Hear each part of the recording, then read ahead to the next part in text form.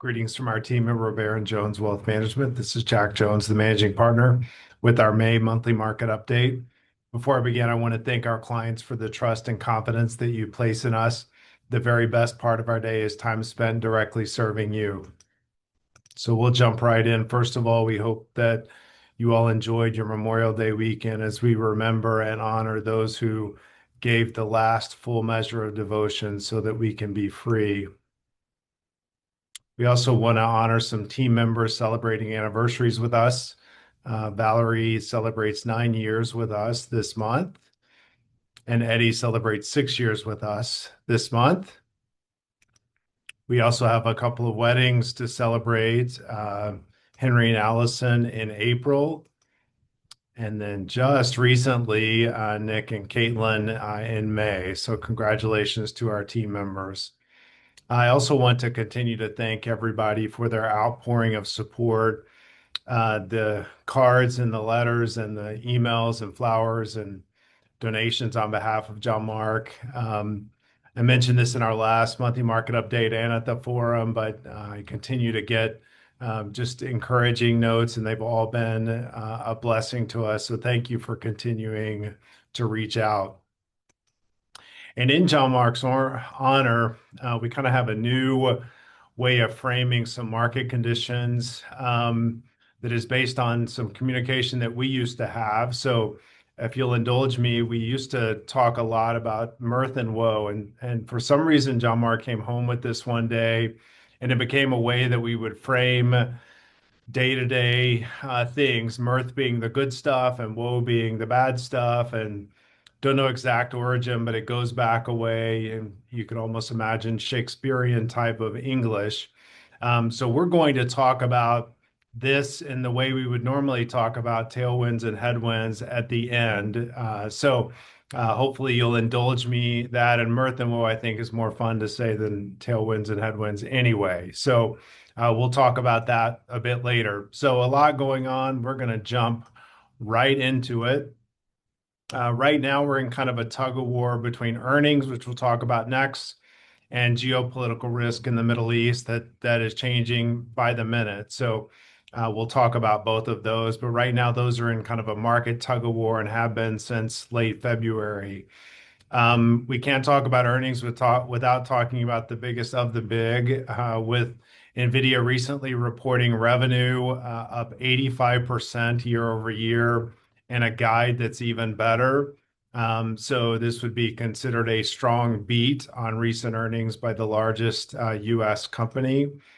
And if you put that in a group, what you're going to find is that the Mag 7, whose names you'll see there, their aggregate Q1 earnings grew about 20% year over year, which is dramatically better than the rest of the S&P 500. And in fact, overall, if we broaden that out and look at Q1 earnings, 85% of companies have beat expectations, which is the most since Q2 of 21 and well above long-term averages of 73% beat. So earnings continues to be supportive. And in fact, you're in a fascinating scenario where even though the markets are up, valuations have actually gotten better. Let's use the S&P 500 as an example. You ended the year paying 23 times forward earnings. Now you're paying 21. And again, it's not because price has gone down, it's because earnings have gone up. So just a lot of really great earnings stories the first part of 2026. And in fact, you could kind of summarize it this way. The roughly 8-9% gain in the S&P 500 is really a result of 14.4 on corporate earnings increases. So the multiple is actually compressed by 4.6%. So just fascinating things going on with earnings. The second part of the tug of war is geopolitical risk. We all know that the conflict with Iran started late February. Epic Fury officially began on February 28th. Initially, the S&P dropped by as much as 9%. WTI, as might be expected, jumped dramatically. So that was what happened in the early days of the conflict. Now we're at a place where the S&P is trading near all-time highs and WTI is moderated, trading in the kind of 90 to 95 a barrel range. So um, overall, we could view geopolitical risk at present is lower if any combination of these things are more supported, meaning some version of the ceasefire holds. There's some version of a negotiated deal. The strait is mostly open and that we're closer to the end than the beginning. So all of those are very big ifs. But if overall these things are the case, then we're in a lower geopolitical risk environment as we sit here today. So as it relates to this tug of war at present, again, in the early days of March, geopolitical risk was what markets were really only focusing on. Since then, and with markets at or near all-time highs, earnings has really been the winner of the tug of war of late. And in fact, going back to a point that we made on kind of where earnings growth has been relative to stock price and whether there's any comparison to the dot-com bubble that burst. This was the tech bubble back in the mid to late 90s into early 2000s. You had earnings growth of 79% and you had stock returns of almost 480%. Today, you have earnings growth on AI-related companies of 119% and stock returns of 90. So basically, what this is saying at present is that the price has been supported by earnings. So is there anything else to be thinking about other than geopolitical versus earnings? There is. Consumer sentiment is at an all-time low. So if you poll people in terms of how they're thinking and how they're feeling, they're not feeling great.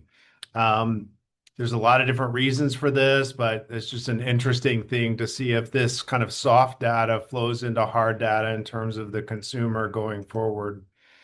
We're in an election year and a midterm election year that tends to be lower than all years, presidential election years, and then non-election years, so the odd years.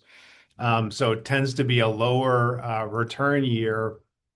Although if we unpack that a little bit, if you're looking for growth in a midterm election year going back 100 years, you tend to see it in the fourth quarter. So that's just something to pay attention to as we get closer to the midterms in November. So we have a new Fed chair, and that impacts rate policy going forward. Kevin Warsh was sworn in on May 22nd. And the Fed has officially been in pause mode since January. And it's looking like, with inflation numbers that we'll talk about next, that this is likely to be in pause mode for longer. So we looked at this. This is kind of dated now. Markets were pricing in a mid-year cut. It's probably looking like, if we get one and all, that it's later this year. And another thing that's interesting is that us compared to other central banks are looking at multiple hikes this year or interest rate increases versus we are looking at still the probability of a cut, albeit pushed back until later this year. And as it relates to how long we're in pause mode, again, we've been in pause mode now for about 4 months since late January. You'll see that these are other periods of time that we've been in pause modes, the longest of which was 9 months. Jobs report was pretty good in April, 115,000 jobs added, more than expected, and an unemployment rate of 4.3%. Inflation was a little hotter than expected at just under 4%. And even more concerning was producer price index, which measures wholesale inflation, monthly increase of 1.4 and a 12-month increase of 6%. So this is probably some of the reason why the Fed will not be cutting sooner than later, meaning the Fed is still likely to cut, we believe, sometime this year, but probably later this year. And it's possible the Fed doesn't cut at all this year. In fact, there's even a small percentage chance that the Fed raises rates as opposed to cutting them. So if they do, it's because of some of these inflation numbers being kind of stubborn. And global bond yields are up. This is another kind of interesting thing to follow, is that not just our 10-year, but interest rates worldwide have been going up. Q1 GDP growth about 2%, up from the prior quarter. And the next revision for Q1 is due out later this week. So overall, pretty supportive economy and again, a increase over Q4 of 2025. A lot of cash sitting on the sidelines at about 8 trillion. If we look at other times when this has happened in history, and we look at the 3-year performance after, it's pretty supportive of risk assets. So as we kind of summarize kind of our tailwinds, things that are supportive of markets, and woe or headwinds in terms of things that are working against markets, we're going to kind of summarize these here. So on the positive side, we spent a lot of time talking about this today is earnings, economic growth, and lower geopolitical risk, at least for the moment.